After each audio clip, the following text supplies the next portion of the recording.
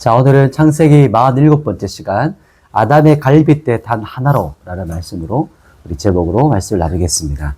오늘 본문을 시작은 하나님께서 사람을 만드실 때 남자와 여자로 만드시는 그 본문의 그 문맥이에요. 아담이 이제 갑자기 동물들에게 이름을 지어주면서 하나님께서 의도하신 게 있었어요. 이름을 주어지는 통치권과 왕권을 사용하는 것 동시에 자신이 짝이 없다는 것, 자신에게는 그 짝으로 존재하는 또 다른 자기 같은 존재가 없다는 것을 깨닫게 하시는 것, 인식하게 하시는 것이었어요. 그리고 나서 오늘 본문에 하나님께서 아담을 깊이 잠들게 하시고 혼수 상태, 거기서 갈빗대 하나를 취하셔서 자신과 동일한 생명 같은 존재의 여자를 만드시는 그 모습인데, 오늘 이 아담의 갈빗대란 말이 또 신약에 있는 것과 연결되어져. 그 의미도 함께 부부에 대한 것, 결혼에 대한 주제도 함께 나누겠습니다. 우리 한 본문 말씀 읽어볼게요. 21절 시작. 여호와 하나님이 아담을 깊이 잠들게 하시니 그가 갈빗대 아내를 취하고 살로 대신 채우시고. 아멘. 하나님께서 아담을 먼저 깊이 잠들게 하셨어요. 우리 지난 시간 봤죠? 전신 마취였어요. 그 상태로 있는데 갈빗대를 하나 취하셔서 이제 그 옆구리라고 했죠. 갈빗대라는 것은 옆구리인데 옆구리에서 이제 또 하나의 존재가 나옵니다. 하나를 취하셨다 이렇게 말합니다. 본문에 보면 옆구리 그 갈빗대에서 하나를 취하셨다 이렇게 나오거든요. 하나라는 말 혹시 많이 들어봤는데 무슨 뜻인지 알겠어요? 에하드. 이게 에하드입니다. 그래서 하나란 뜻이고, 이게 하나, 일치, 한 몸, 한 교회 뭐 이렇게 할 때 한이라는 뜻이고, 또 조금 더 원어적 의미로는 같다, 또 단 하나다, 맨 처음이다, 첫째다, 각각이다, 여러 가지 엄청 큰 단어예요. 에하드라는 단어가. 그래서 이렇게 사용되는 아주 중요한 큰 단어인데, 잘 생각해 보면 왜 하나님께서 갈빗대를 여러 개로 만드실 수 있잖아요. 근데 단 한 개를 통해서 단 하나 갈빗대를 가지고 만들었다, 하와를 만들었다 이렇게 말씀하셨을까? 이거에 대해서 한번 생각해 볼 수 있을 것 같아요. 하와는 아담과 동일한 어떤 존재라는 걸까요? 하나의 존재. 그렇죠. 단 하나의 존재라는 거예요. 단 하나. 이 말씀을 하시고 싶은 거예요. 원래부터 사람은 하나로 단 하나에 연합된 똑같은 존재다. 이 말씀을 하시는 거고, 그러면서도 각각 하나하나 존재하는 그런 존재들이다.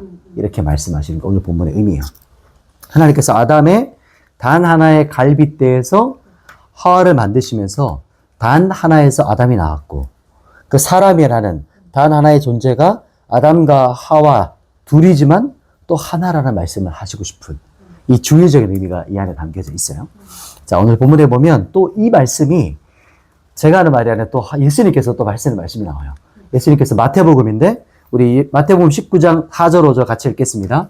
자, 함께 앞에 보시고 4절 5절 읽습니다. 시작. 예수께서 대답하여 이르시되 사람을 지으시니가 본래 그들을 남자와 여자로 지으시고 말씀하시기를 그러므로 사람이 그 부모를 떠나 아내에게 합하여 그 둘이 한 몸이 될지니라 하신 것을 읽지 못하였느냐. 아멘. 여기 보시면 예수님께서 아담과 하와가 어떤 관계인지, 어떤 의도로 창조하셨는지를 말씀하세요. 남자와 여자로 둘이 창조하셨어요. 만드셨어요. 그런데 두 사람이 부모를 떠나서 어떻게 됐어요? 둘이 합하여라고 해요. 합하여. 이 남편과 아내가 연합된 모습을 말해요. 이 합했다는 말은 콜라오라는 말인데 이게 합하여라고 말해요. 합했다는 말은 뭐냐면 결합하다, 부착하다, 집착하다, 달라붙다. 이게 조금 더 구체적인 의미로 어떤 의미냐면 악교풀로 어떻게 됐을까요? 둘이 틈이 없이 딱 붙은 상태예요. 악교풀, 접착제. 우리 순간 접착제로 쫙 완전히 그 틈도 없이 붙였어요. 그 상태가 바로 합했다라는 뜻을 가지고 있어요.